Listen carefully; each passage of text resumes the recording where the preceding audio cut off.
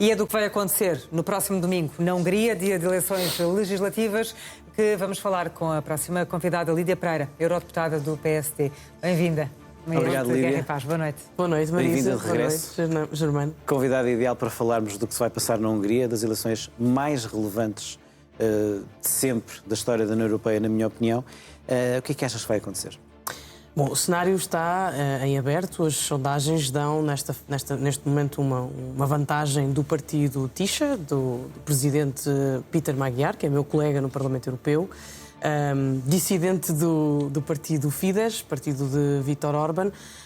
Mas eu creio que vamos estar no domingo na expectativa de que haja uma possibilidade de mudança de caminho e de rumo na Hungria e que seja um caminho mais pró-europeu daquilo que tem sido, infelizmente, trilhado, mas vamos estar algum tempo à espera, até porque, e eu creio que é relevante dizer isto, o sistema eleitoral húngaro tem as suas particularidades. Estamos a falar da eleição de 199 deputados, sendo que 106 desses pertencem a círculos uninominais e 96 pertencem depois aos círculos plurinominais. Sendo que, portanto, não basta ganhar o voto nacional. É fundamental ter uma vitória também nestes círculos uninominais. E depois uma curiosidade é que, aparentemente, na Hungria não há tradição de sondagem à boca da urna, o que significa que depois do fecho das urnas vamos ter que esperar algumas horas até começarem a sair os primeiros resultados. A verdade é que a campanha, ou as campanhas, têm sido distintas, não é? O Viktor Orbán a apelar à estabilidade e sempre numa retórica muito anti-Ucrânia e Peter Magyar, o partido Tisza, a apelar aqui a uma mudança e combate à corrupção na Hungria, que infelizmente nos últimos anos se tem tema que o fez destacado. sair do Fidesz. E tema que o fez sair do Fidesz e que, portanto, tem marcado também esta campanha eleitoral. Mas, de facto, eu creio que neste momento ainda é difícil dizer quem é que sairá vencedor, até porque também temos que ser cautelosos. Viktor Orbán não é propriamente conhecido por simplesmente abandonar o poder. A foto que víamos de Orbán com o vice-presidente J.D. Vance num comício, o que é que ela te desperta? O que é que proporciona? Como é que achas que o eleitorado húngaro olha para uma possível interferência do vice-presidente americano? É muito curioso, porque Viktor Orbán é um ultranacionalista, mas está disponível para receber, neste caso, o vice-presidente norte-americano a fazer campanha ao seu lado. Eu creio que há aqui uma ligação ideológica e uma ligação também de amizade por parte da atual administração norte-americana. E, portanto, o vínculo e o interesse também dos Estados Unidos na vitória de Viktor Orbán é uma vitória, no fundo, também contra a União Europeia, porque o discurso de Viktor Orbán, infelizmente, nos últimos anos tem sido sempre contra ao projeto europeu. E, portanto, a leitura que eu faço é a leitura de uma certa união da direita, mais conservadora, e que, portanto, tem aqui o respaldo de J.D. Vance e não só, o Donald Trump. Não sei se já se passaram... Já falei nisso. Já falaste... Uma publicação em que diz que promete usar a economia americana para favorecer a Hungria se ganhar o Orbán, basicamente é isso. Exato, e mesmo aquele comício em que Donald Trump fala ao telefone... Sim. Enfim, num momento até algo... O Vance liga ao Trump, algo caricato. Mas sobre esta imagem eu acho que é curioso depois os dois outros interessados políticos na vitória de Viktor Orbán, que é a Rússia e a própria China. E, portanto, a Viktor Orbán consegue aqui quase um pleno, uma tríade de apoio, Estados Unidos, China e Rússia. Estamos a ver uma espécie de fita do tempo dos bloqueios húngaros. Sim. São longos na União Europeia, não é? É verdade. É verdade, esta tem sido a postura e a atitude do primeiro-ministro húngaro, com sucessivos bloqueios a decisões que implicam unanimidade e sempre com referência aqui ao seu ceticismo relativamente à Ucrânia. Todos estes temas que estão agora a ser projetados, a fita do tempo, tem sempre um vínculo à Ucrânia, seja por via do apoio económico à Ucrânia, ao povo ucraniano, seja pelos pacotes de sanções à Rússia. Portanto, tem havido vetos sucessivos pelo primeiro-ministro Viktor Orbán, e sempre numa tentativa de, até diria, de chantagem com os outros líderes europeus para poder tirar vantagem, infelizmente, da situação que criou, com o congelamento de fundos europeus a não chegarem à economia húngara por causa da falta de apoio de Orbán a uma estratégia que é uma estratégia importante de também afirmação da União Europeia e de solidariedade com um país que está em guerra, e nós não temos uma guerra dentro da União Europeia, mas temos uma guerra às portas da Europa. E, portanto, isto é relevante. Ganhando Magyar, acaba o bloqueio húngaro e haverá um maior comprometimento com a ajuda à Ucrânia, ou não será bem assim? Eu creio que há uma esperança de que haja uma abertura diferente relativamente à questão, ao projeto europeu e às questões europeias, mas é relevante dizer que a campanha de Peter Magyar não assenta nessas bandeiras. E, portanto, a bandeira, de facto, de Peter Magyar e do seu partido tem sido um combate muito feroz à corrupção na Hungria, mas creio que, e o facto deste partido fazer parte do Partido Popular Europeu, e foi decisão sua de se juntarem com os riscos que isso implicaria do ponto de vista da narrativa política depois na imprensa húngara. Portanto, eu creio que há alguma esperança e otimismo de que, de facto, a Hungria passa a ser um parceiro e não tanto um oponente dentro do Conselho. E para referir também rapidamente que, de facto, as notícias que vieram ao público do ministro húngaro, do ministro dos Negócios Estrangeiros, a passar informação ao ministro Sergei Lavrov, russo, creio que podemos ter alguma esperança de que estaríamos a falar provavelmente de um cenário bastante diferente e um cenário também de apoio à Ucrânia, que é fundamental, em particular a última decisão do Conselho do apoio de 90 mil milhões de euros é essencial que possa chegar rapidamente ao povo ucraniano. Víamos nos gráficos que aqui mostrávamos que entre centro-direita, Magyar, e extrema-direita, Orbán, a Hungria está à direita quase 90%, de acordo com as sondagens. Não há esquerda na Hungria neste momento. É verdade. São partidos muito pequenos e é verdade que o Partido Tisza também é um partido conservador. É talvez diferente, mas eu compararia à Polónia. Se nós olhássemos para um gráfico da circunstância atual do contexto político polaco, não é muito diferente. O Partido Socialista na Polónia tem uma expressão muito, marginal comparativamente ao passado. Mas o Magyar é mais à direita que o Tusk. Magyar definiria talvez mais à direita que Donald Tusk. Sim. Muito bem, temos aqui também uma imagem a mostrar propaganda anti-europeia muito dominante nestas eleições na Hungria. Sim, que é uma mas a propaganda anti-Europa vem do partido de Viktor Orbán e não do partido Tisza. Há ali alguns protagonistas, Ursula von der Leyen sempre, Volodymyr Zelensky também, e também o presidente do Partido Popular Europeu, Manfred Weber.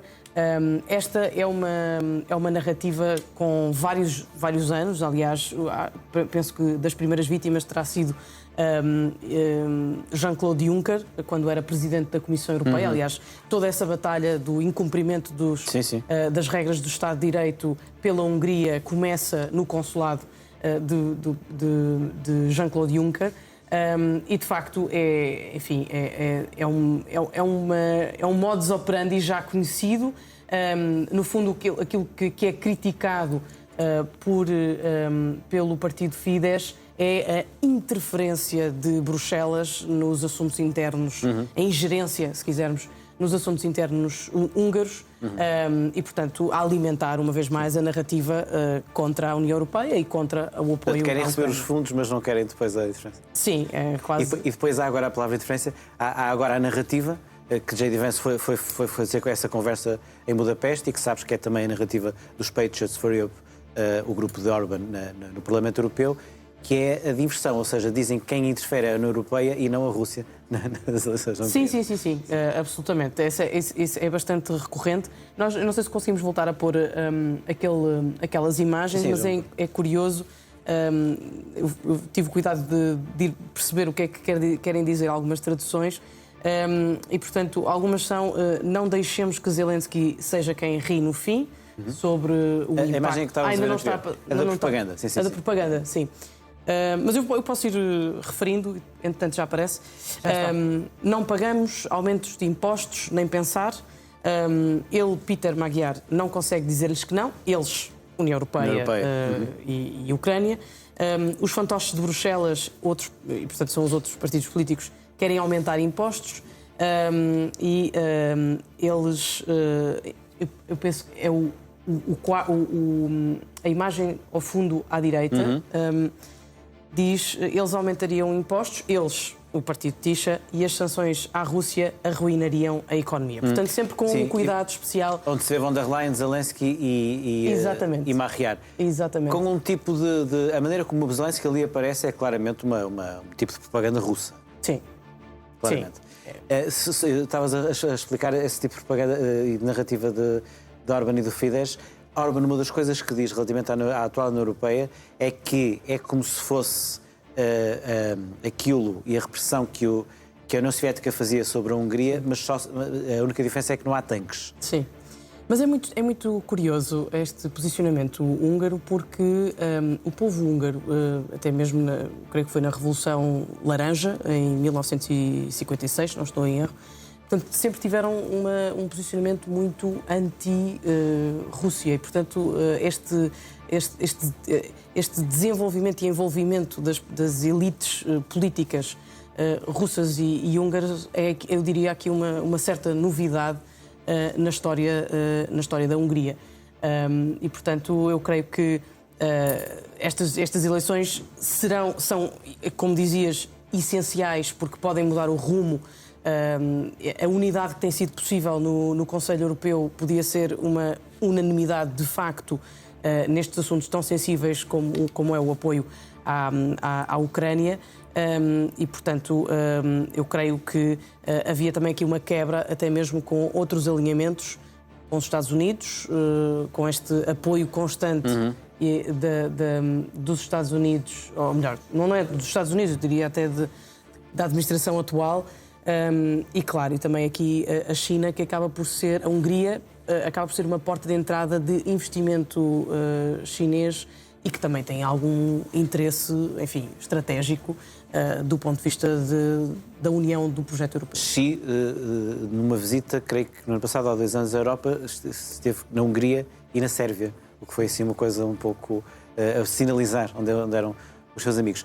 Magyar não é o primeiro, é a primeira vez em 16 anos de alguém que pode conseguir derrotar Orbán, embora, como há pouco explicaste, aqueles números podem não ser bem assim no domingo pelas nuances do sistema eleitoral que explicaste, mas temos alguém como Ákos Hidazi, que tem há muito tempo já uma oposição sonora a Orbán. Quem ele é? É verdade, é um político húngaro, deputado, independente, também dissidente do Fidesz, e é conhecido pelo trabalho de denúncia de corrupção e escrutínio ao poder político na Hungria. Começou a carreira ao lado de Viktor Orbán, mas ao longo dos últimos anos tem-se destacado por um estilo de atuação muito próprio, combinando sempre intervenção política com ativismo cívico e organizando protestos e ações públicas, como podemos ver nas imagens, muitas vezes sozinho ou em pequenos grupos. E é muito ativo nas redes sociais, onde vai divulgando investigações, documentos, denúncias que estão relacionadas com o uso de fundos públicos e ligações entre o poder político e interesses económicos que existem hoje em dia na Hungria. E, portanto, num contexto político tão desafiante e difícil, Ákos Hidazi tornou-se uma figura, de facto, simbólica de resistência democrática e que representa a importância do escrutínio e do diálogo na democracia. Muito bem. Que tipo de provas podemos falar na interferência russa e já agora também nos problemas dos últimos anos concretos de corrupção do poder de Orbán? Bom, a interferência russa é muito presente, em particular nas redes sociais e na disseminação de notícias falsas. Sobre assuntos relacionados com corrupção, têm sido divulgados vários contratos, enfim, vários acordos. Tem sido amplamente investigado por órgãos de comunicação social como o Financial Times, a revista The Economist, foram tornados públicos ao longo dos últimos anos. E, portanto, se não estou em erro, a Hungria caiu vários lugares no ranking da transparência internacional. E, portanto, são os sinais de uma degradação do regime democrático na Hungria. Mas pelo menos chega-se ao fim de 16 anos com eleições que acreditas que venham a ser livres? Quer dizer, eu quero acreditar que sim. Sei que há uma grande preocupação pelo Partido Tisza em garantir que todo o ato eleitoral decorre com a maior normalidade possível. E, portanto, resta-nos confiar nas instituições e no escrutínio que as instituições que possam estar ou não capturadas neste momento consigam entregar resultados. E, portanto, aquilo que nós vemos pelas imagens de quem tem acompanhado a campanha, certamente que será uma eleição muito disputada. É possível que a participação suba a 70% ou 75%, portanto, isto são números indicativos. Eu creio que isso significa que as pessoas estão, de facto, comprometidas em fazer as suas escolhas. Resta-nos depois garantir que, ou pelo menos assegurar, que as instituições fazem o seu trabalho e que há o respeito pela condução normal, pese embora é evidente que há várias dúvidas, mas eu acredito na força do povo húngaro e, portanto... Estamos a acabar, deixa-me só referir... Que as eleições livres se mantenham. Só lembrar, o caso de Orbán e Hungria é certamente o mais relevante e importante pelos bloqueios e pela dimensão e pelo que simboliza, também pela ligação que falaste à administração americana, mas há que lembrar que neste momento na República Checa há um governo de Babis também muito complicado, muito ligado ao movimento MAGA. Sim. Há na Polónia uma... Babis que, curiosamente, e só para dar este apontamento rápido, começou no Partido dos Liberais e, entretanto, radicalizou-se para os patriotas. Na Polónia há a divisão entre um presidente também pró-Trump, embora não pró-russo, e o primeiro-ministro Tusk. Há o caso eslovaco de Fico e há a perspectiva na Eslovénia de voltar Janssen, que também é muito próximo de Trump. Enfim, portanto, há ali todo um quadro complicado, não é? É verdade. E só mais uma curiosidade. Esta deriva, diria, ultranacionalista de Viktor Orbán. Viktor Orbán foi um lutador pela liberdade na Hungria. O Fidesz e o PSD foram colegas do Partido dos Liberais e depois transitaram para o Partido Popular Europeu. E claro que há vários outros colegas, há colegas com quem tive a oportunidade também de trabalhar, húngaros, que a curiosidade aqui é que se mantêm absolutamente fiéis à orientação de Viktor Orbán, mas que, enfim, há alguma pena porque são pessoas muito válidas, mas de facto há este percurso curioso de lutador pela liberdade por um elemento que neste momento pode roçar talvez alguma tirania e todo o percurso que aconteceu em paralelo com outros partidos políticos ao longo do projeto da construção europeia. Lídia Pereira, muito poucos segundos, nós já não temos muito tempo, mas de uma maneira geral, o que é que os húngaros devem dar importância quando forem na altura de escolher pôr a cruz no boletim de voto? De uma maneira geral, o que é que vão dar importância quando tiverem a fazer essa escolha? Eu creio que a importância vai ser relativamente aos dados do crescimento económico, do crescimento salarial e do combate à corrupção. Eu creio que esses serão os três elementos essenciais, determinantes na escolha, na hora de escolher. Eleições marcadas para o próximo domingo. Lídia Pereira, muito obrigada mais uma vez pela presença neste Guerra e Paz.